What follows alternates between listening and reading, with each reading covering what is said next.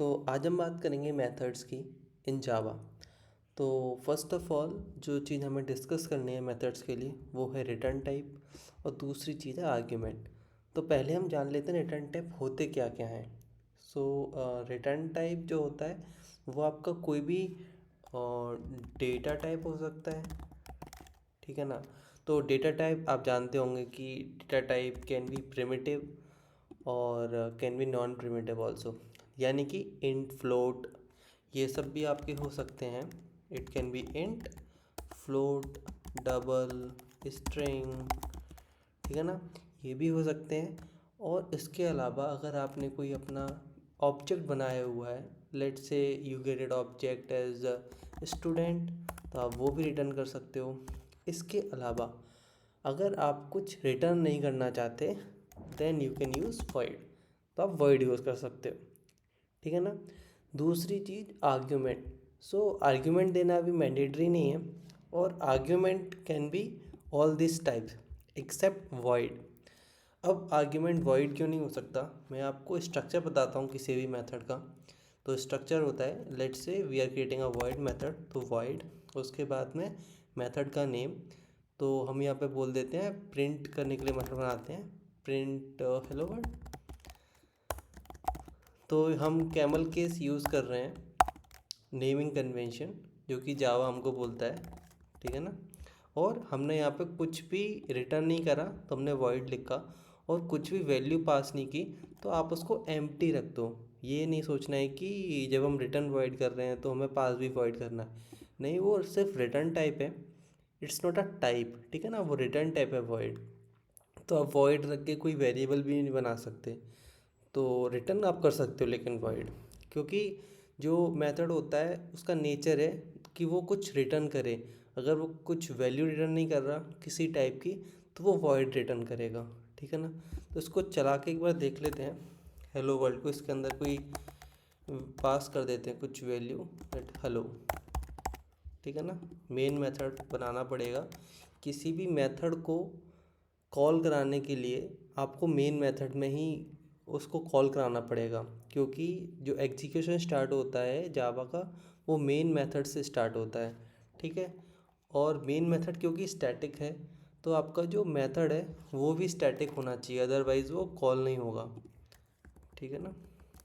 Static होने का फ़ायदा ये है कि आपको ऑब्जेक्ट नहीं बनाना है, ठीक है ना। आप बिना ऑब्जेक्ट बनाए आप उसको कॉल कर सकते हो। तो यहाँ पे हम इसको कॉल कर लेते हैं, तो ये आ गया हेलो। एक और चीज़ आप देख लो, क्योंकि मैंने इसके अंदर पब्लिक या प्राइवेट डिफाइन नहीं किया है, तो ये बाय डिफ़ॉल्ट डिफ़ॉल्ट टाइप होगा, ठीक है ना।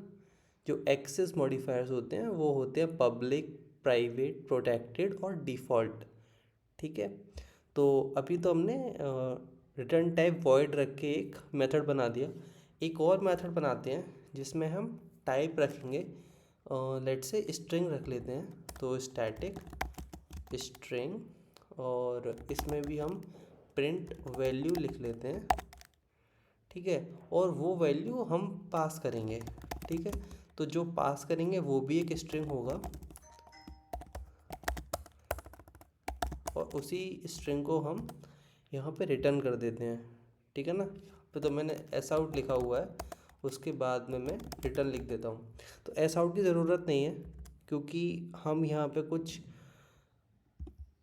एग्जीक्यूट कराना नहीं चाहते, हम डायरेक्ट वैल्यू को रिटर्न कराना चाहते हैं, ठीक है। तो हमने रिटर्न लिख दिया, और अब यहाँ से जब हम इसको कॉल करेंगे प्रिंट वैल्यू को, इसके अंदर हम कुछ वैल्यू पास कर देते हैं, लेट्स से माय वैल्यू, ठीक है। तो अब अगर इसको हम चलाते हैं, पहले वाले को कमेंट कर दिया, तब देखोगे कि कुछ भी प्रिंट नहीं हुआ है, ठीक है ना, क्योंकि मैंने यहाँ से प्रिंट स्टेटमेंट हटा दिया और ये वैल्यू जाके इधर चली गई, लेकिन हमने इसको अभी तक कहीं स्टोर नहीं किया है।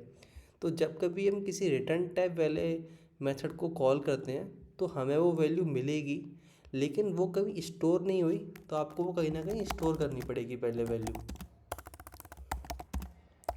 ठीक है। अभी हमारी वैल्यू इस वेरिएबल वैल्यू के अंदर आ गई, क्योंकि क्या है, लोकल वेरिएबल है।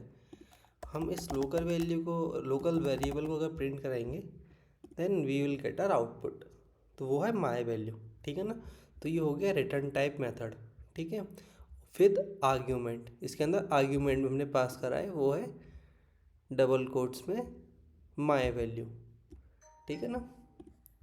और अगर आप system dot out dot println को भी देखो तो प्रिंट एलन एक मेथड है जिसके अंदर हमने आर्ग्यूमेंट पास करा है अपना लोकल वेरिएबल वैल्यू, ठीक है। आउट जो है वो ऑब्जेक्ट है, सिस्टम एक क्लास है। तो ये हमने system dot out dot println भी समझ लिया इसके साथ में। और एक केस और करते हैं। बेसिकली मैं आपको एक चीज़ और बताता हूँ कि why we have void methods, की ज़रूरत क्या है वॉइड की, क्योंकि मेथड्स का तो काम है कुछ ना कुछ रिटर्न करना, तो क्यों हमने वॉइड बनाए। लेट से जैसे कि हमने यहाँ पे प्रिंट स्टेटमेंट लिखा, तो अगर हमें कहीं प्रिंट लिखना है या फिर कुछ सारे एग्जीक्यूशन ऐसे होते हैं जहाँ पे हमें कुछ वैल्यू रिटर्न नहीं चाहिए। जैसे आपने कुछ कनेक्शन बनाया, डीबी कनेक्शन बनाया, वहाँ पे आपको कुछ रिटर्न नहीं चाहिए। कहीं कहीं पे हम लोग 0 या 1 रिटर्न करते हैं कि हमें पता चल जाए कि ये कनेक्शन सक्सेसफुल हुआ है या नहीं हुआ है। लेकिन कभी कभी आपको नहीं भी करना, आप नहीं चाहो तो आप नहीं भी कर सकते, ठीक है ना। उस वाले केस में हम वॉइड यूज़ करते हैं। और argument, argument is not necessary, right. कुछ चीज़ें ऐसी हैं कि आपको आर्ग्यूमेंट नहीं देना है, जिस आपको कॉल करना है, इसीलिए हम ये सब नहीं करते।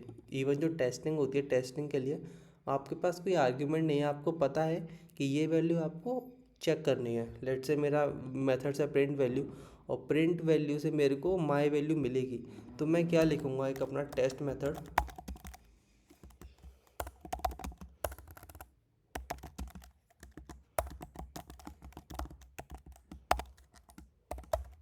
कि प्रिंट वैल्यू को मैं कॉल करूँगा, ठीक है। इसके अंदर मैंने वैल्यू पास करी, लेट से माई वैल्यू, और इसको मैंने स्टोर करा लिया माई वैल्यू वेरिएबल के अंदर, ठीक है। और मैं इसको डायरेक्टली एक स्टेटमेंट के अंदर चेक कर सकता हूँ कि माई वैल्यू डॉट इक्वल्स है इस वाले वैल्यू के, ठीक है। तो मैं कुछ अपना यहाँ पे अपना ऐसा आउट लगा सकता हूँ कि टेस्ट केस पास और समथिंग। तो जो हम ब्लैक बॉक्स टेस्टिंग करते हैं जिसके अंदर सिर्फ हम आउटपुट और इनपुट चेक करते हैं, तो आपको यहाँ पे इनपुट पता है ऑलरेडी, एंड जो आपका एक्सपेक्टेड आउटपुट है वो भी आपको पता है। तो आपको कुछ वैल्यू पास नहीं करनी है एक्सटर्नल से, आप अपने मेथड में ही उसको पास करके चेक कर सकते हो। तो इन सब चीज़ों के लिए वॉइड है हमारे पास। लेकिन कुछ केसेस हैं जहाँ पे हमको वैल्यू पास करनी होती है, जैसे कि आपने कुछ लॉजिक लिखा, आपको कुछ मैनिपुलेशन करना है स्ट्रिंग के साथ या फिर किसी मैप के साथ, और वो आपको रिटर्न करना है, तो उस टाइप को आप यहाँ पे डिफाइन कर सकते हो, ठीक है। ये तो हो गया सिंपल मेथड डिक्लेरेशन, ठीक है। अब हम बात करते हैं मेथड चेनिंग की। मेथड चेनिंग इन द सेंस कि ये भी एक मेथड है, टेस्ट मेथड मैंने बनाया, इसके अंदर मैंने कॉल किया दूसरा मेथड, ठीक है। मैं इसके अंदर एक और मेथड कॉल कर सकता हूँ जो कि है मेरा प्रिंट हेलो वर्ल्ड, ठीक है। ये भी मैंने कॉल कर लिया। तो ये हो गया मेरा मेथड के अंदर मैंने मेथड्स कॉल करे, तो वो हम कर सकते हैं, ठीक है। लेकिन एक चीज़ याद रखना, ये मेरा स्टैटिक मेथड है और ये सारे के सारे स्टैटिक मेथड्स हैं, इसीलिए मैं इसको कॉल कर पाया मेन मेथड के अंदर।